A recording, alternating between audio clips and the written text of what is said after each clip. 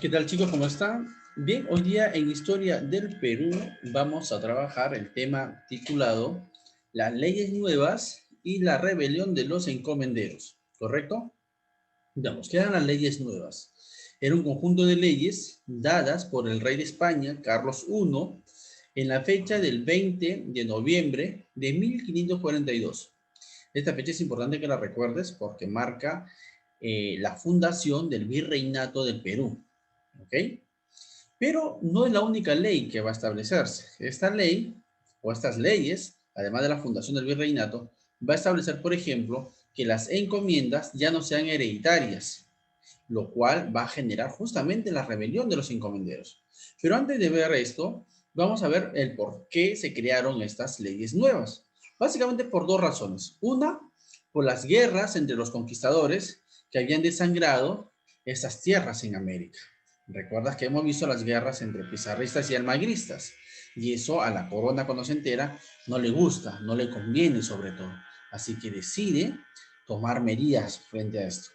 Pero además de estas guerras, el otro factor que va a motivar al establecimiento de estas leyes nuevas va a ser que un sacerdote español llamado Bartolomé de las Casas va a llegar a España y a informar al rey del maltrato que sufrían los indígenas de mano de los encomenderos, los cuales los hacían trabajar extenuantes jornadas de trabajo en busca de riquezas y encima los maltrataban física y moralmente. Entonces, el llamado defensor de indios, Bartolomé de las Casas, también va a jugar un papel fundamental para decidir a que el rey decida dar estas leyes nuevas. ¿Ok?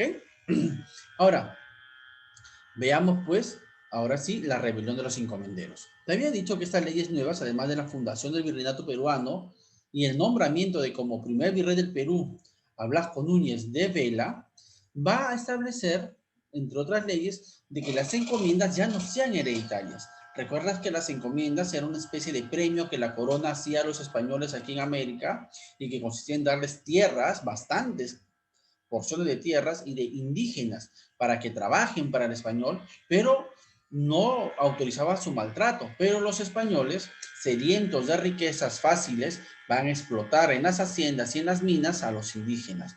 Pero a partir de las leyes nuevas, estas encomiendas ya no iban a ser hereditarias, sino que la corona iba a administrarlas, las iba a repartir.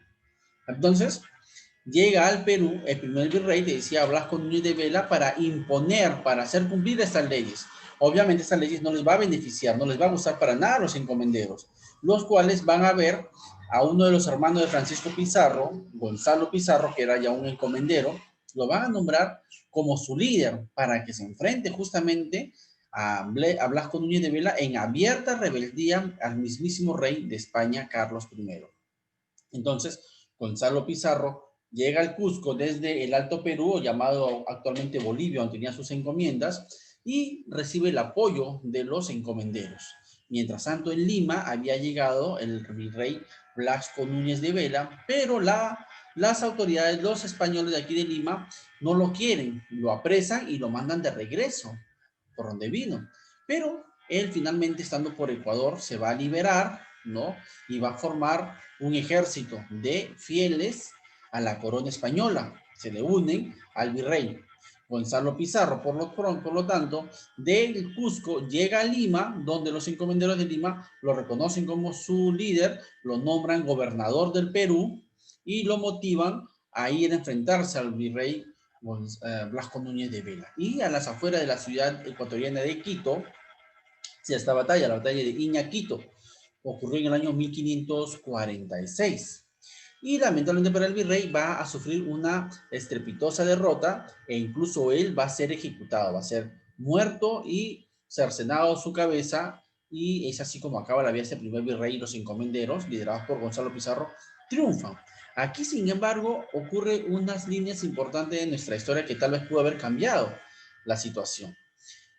Gonzalo Pizarro tenía en Francisco de Carvajal un octogenario, ya un español mayor de edad, ¿no? Pero de carácter fuerte, y dicen que muy fuerte, también alto y todavía con una fortaleza física destacable.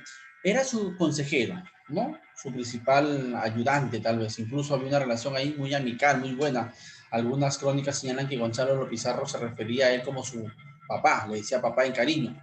Bueno, Francisco Carvajal, que se había ganado el sobrenombre del demonio de los Andes por su, como te digo, era una persona que a pesar de su edad no tenía problemas en enfrentarse mano a mano con otro español, a los indios también lo maltrataba, tenía sus encomiendas, ¿no? Era de ese carácter un poco agresivo el señor.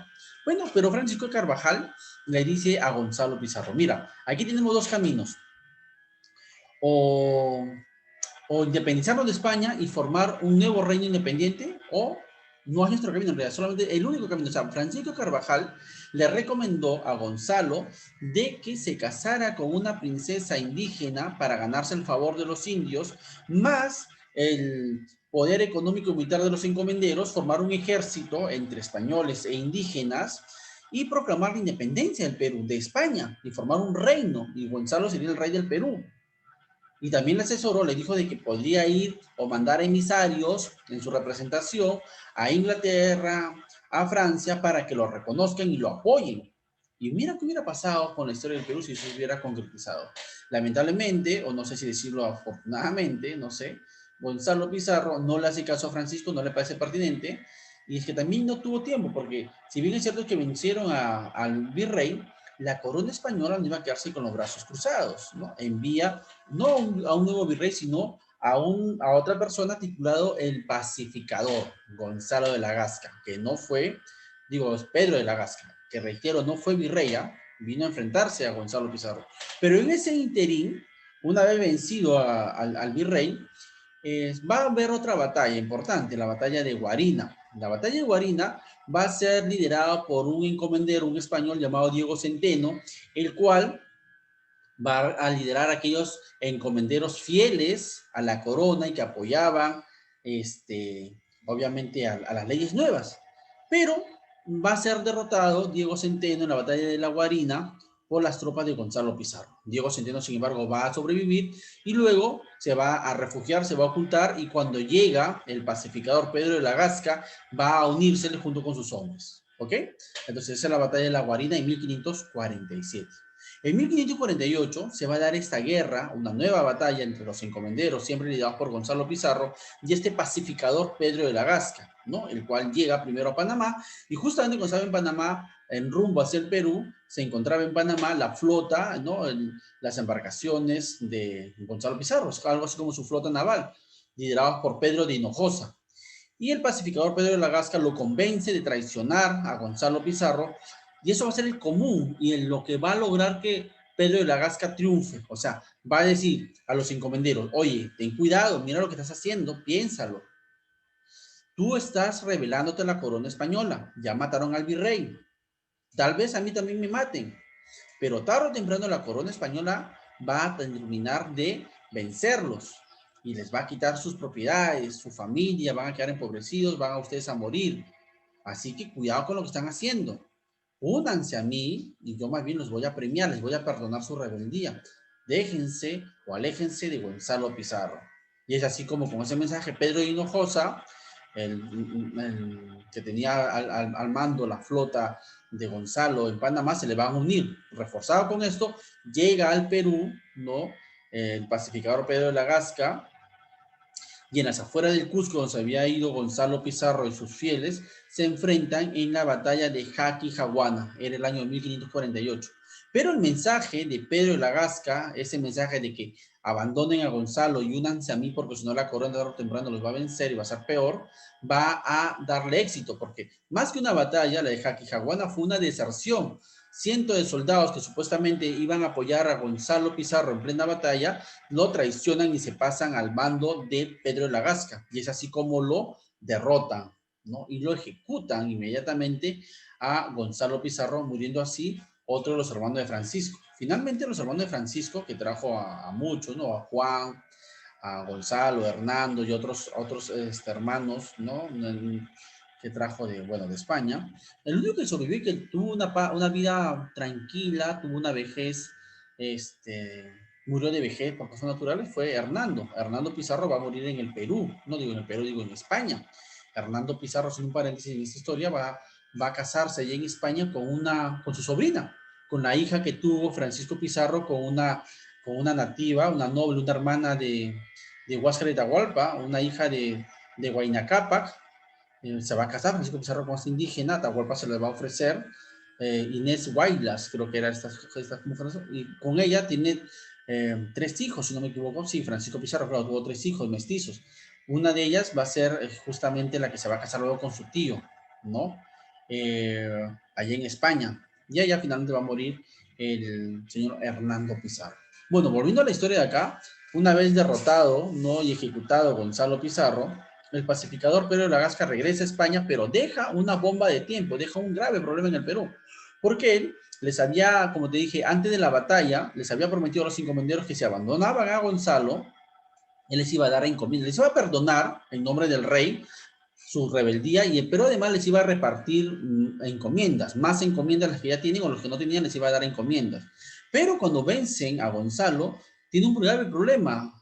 Pedro de la Garza no tiene las suficientes tierras, las suficientes encomiendas para repartirlas entre los encomenderos, los cuales van a quedar insatisfechos, muchos de ellos. Bueno, pero la Caja se va, logró su trabajo de vencer a Gonzalo, pero reitero, los encomenderos insatisfechos, aquellos que no habían logrado las encomiendas prometidas por Gonzalo Pizarro, se van a rebelar. Nuevamente ocurre una nueva rebelión de estos encomenderos, pero se llaman los encomenderos insatisfechos. Liderados por Hernández Girón, se van a mostrar rebeldes, ¿no? Y la audiencia de Lima va a enviar a Pablo de Meneses para que se le enfrente. Antes de Pablo de Meneses envió a otros, pero que fueron derrotados por las tropas de Hernández Girón.